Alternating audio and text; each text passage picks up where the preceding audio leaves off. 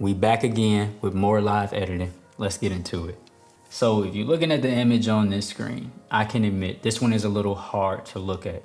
It's a little hard to focus on. So I shot towards the light source when I did this, and I should not have done that, at least not for this type of video.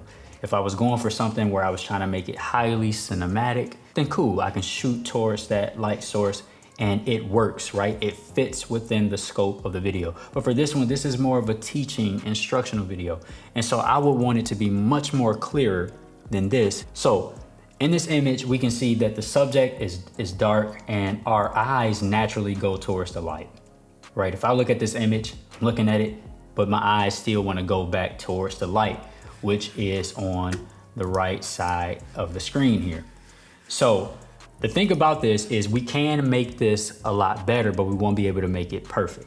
But we can do some things in our color correction and in our editing process that will draw people's eyes more towards the subject instead of being distracted by the light source on the right side of the screen, okay? So let's go through some things that we can do to make this image a little better and more easy to watch, easier on the eyes, right? So I've already done the balance color, correct the skin tones and everything like that, but this image still needs a lot more work. So this is the before, right? And this is the after, okay? So if you look at this image, before, right?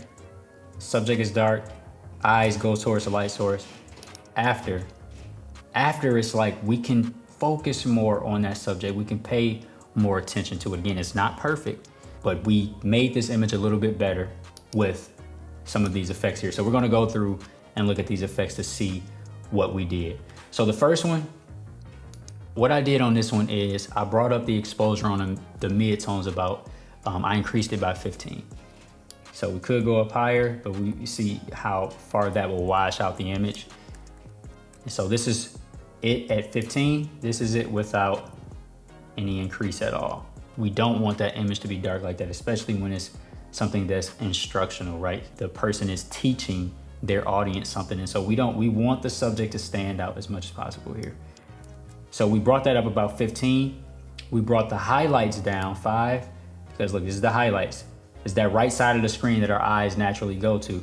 So we brought that down about 5. Why didn't we just bring it down on the whole image? Is because it would just darken everything on the image. We do not want that. And so we're gonna have to get into some isolation to really save this image or repair it, to make it more easy to view, to make it more captivating, okay? So again, we didn't bring down the highlights on everything because it would just squash the whole image. And then we just brought the shadows down 1, right? Because the shadows are the darker parts of the image. Look at that, if we bring those shadows down, it just looks horrible. Okay, so we only brought it down 1 for this particular set of the color correction. So let's go back here and let's look at the second color board. Now, why do we have another color board on here? Because this color board is specifically for the masks. I have masks on the image, right? So look at this. Let's turn this off. Turn it off and on. So we can see when we turn it on, we can see only the right side of the image gets dark. It's because we have a mask on there. And you can't really tell where the mask is at unless I turn it on and off. If you're just watching it, you can't tell. So the masks are just here and here. And we just darken those part of the images. We had to isolate it to make it better. And if we didn't put the mask on, it would have darkened the entire image. We didn't want that. We just wanted specific parts. We wanted those highlights to be brought down. Why do we want the highlights to be brought down? Because our eyes were naturally going towards the highlights or the brighter part of the image, which took our eyes off the subject. So we wanted to isolate the highlights so that we can bring them down so that people can have an easier time focusing on the subject. We want them on the subject, right? So let's just look at this mask here. We know they're here and here again, but let's just go into it and see what we did. We can see here, we just globally brought the exposure down on those brighter parts of the image. So let's take it up, see what happens.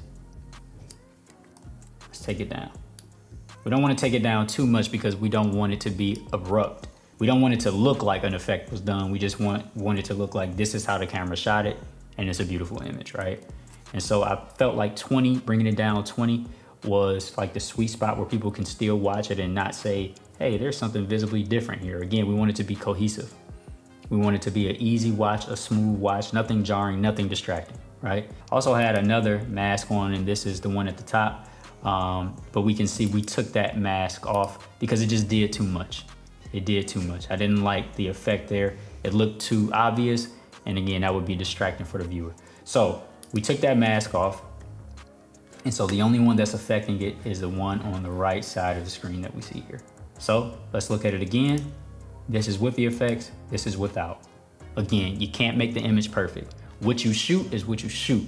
That's why production is very important. That's why planning is very important. But we did make this image better. Our eyes are not so distracted by the bright part of the image.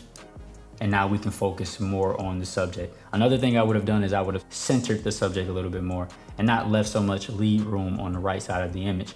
Because again, we want to direct the viewer with how we shoot and with the effects that we put in post-production. Keep these things in mind, learn from my mistakes, and you don't have to make the same mistakes, right? But if you do, just know that there are certain ways to make the image more appealing, more captivating once you get to post-production, depending on how bad your mistake is during production, okay? So try to get it right during production. If you're paying attention to the subject, you don't see any of the effects that we just went through. And that's the beauty of it. When you do make those edits, you don't want it to be jarring.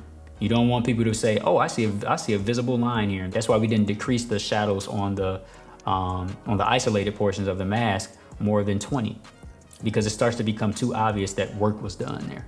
And we don't want that. We want it to all look cohesive. So again, apply those masks if you need to.